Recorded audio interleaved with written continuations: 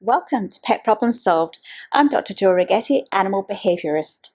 Now, if you've always wanted to have chickens, but wondered if your dog's going to get along with them, I'll be answering that question today. Also looking at cats who want to get outside all the time to toilet, but you'd rather have them indoors, or cats who are a little bit fussy with their food. And we're also going to take a look at a dog who steals something. Enjoy today's show.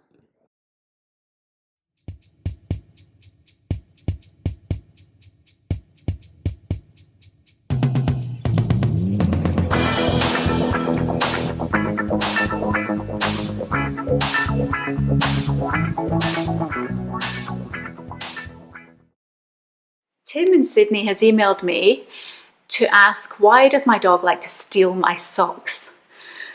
Gus is a schnauzer, and Tim says he doesn't have a single pair of socks left. Well, I mean, that happens with or without a dog, doesn't it? We all lose socks. But anyway, dogs love to steal socks, and often slippers and shoes too, probably because they smell intimately of us. So it's not uncommon for people to find during a very formal dinner party their dog is running through with their undies or their socks in the mouth. And, you know, it makes the dog feel comforted to have items of our smell around them. So if they're feeling a bit anxious when they're alone, they may surround themselves with our, socks to keep them company. It could just be that they're trying to get your attention, because what do you do when your dog has your socks? Do you chase them? Do you shout at them, give me back my socks?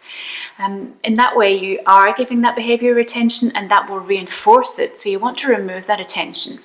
And I think you also perhaps need to be really tidy and put all your socks away. Make sure they're in a dog-proof drawer or wardrobe where your dog can't get to them, and the washing basket too. It's probably a sign of love.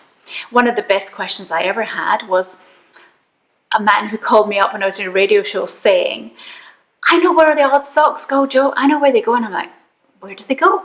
I need that answer too. And he said, dogs bury them in the garden. I was digging and I found 27 different socks buried in my yard. So you may want to look out for your odd socks around your yard. Thanks for all your emails. Chloe in Detroit in the US has asked me why her cat Luna always wants to go outside to toilet. She has a litter tray and uses it, but she always meows, especially at night time, to go outside to toilet. Okay, Chloe, I'd have a vet check for your cat. It could be that all that meowing and howling is because she has a urinary tract infection, so it's always worth a vet check. It could also be a lot of other things that are attracting your cat to the great outdoors. Other cats in the neighbourhood, prowling around, wildlife, all those sorts of things. So, it's worth just checking there isn't something else that your cat's demanding to get outside for. Make sure the litter tray inside is clean. Having more than one can help you there. And also make sure your cat's not stressed about using your litter tray. I'd say just encourage your cat. Enjoy the fact that your cat likes to spend time inside. Encourage them to be with you. And then before you know it, your cat will probably prefer being inside most of the time. If you have an issue with your cat toileting, and it is the number one issue with cats, then I've written a book about it, Cat Toileting Problem Solved. This will help you understand the reasons why cats toilet inappropriately and things you can do to help prevent this unwanted behaviour. Check out Cat Toileting Problem Solved at my website, petproblemsolved.com.au.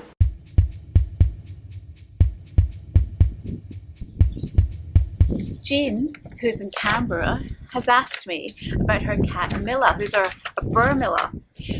Can I train my cat to be less fussy with food? Well, some cats are fussy and some just aren't. They'll eat anything. To train a cat, it's often best to start when they're young. Get them used to a variety of flavours when they're very young, and then they tend to accept it the rest of their life. If not, well, you could try a variety of textures.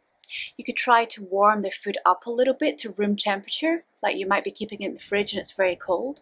You could even heat it up just a little bit. We don't want them to burn their mouth, so just a little bit. You could add a few drops of water to dry food, and that often helps them get started with eating it. Or you could mix a little bit wet and dry food together. All of these tips should help your cat become a little less fussy. But do make sure your cat's healthy, that their weight is correct for their age, and that everything about their health is good. Check with your vet if you're unsure, and keep an eye on just how much your cat is eating. This episode is made possible by Pet Problem Solved. Check out our website, petproblemsolved.com.au. I'm Dr Jo Righetti, animal behaviourist, and I'm here to answer your pet behaviour questions. Caroline from Orange in New South Wales has written to me saying, I want to get chickens. How do I know my dog won't want to eat them?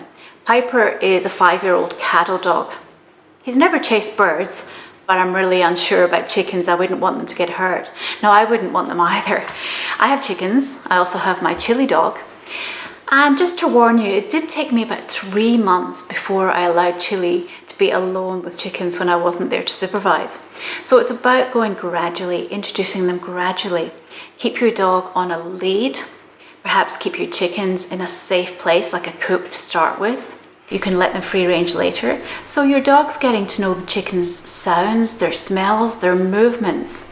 And it's learning from you that it's not productive to chase them. Much more productive, you get treats, you get pats, you get your attention by not chasing chickens, by not paying too much attention to chickens.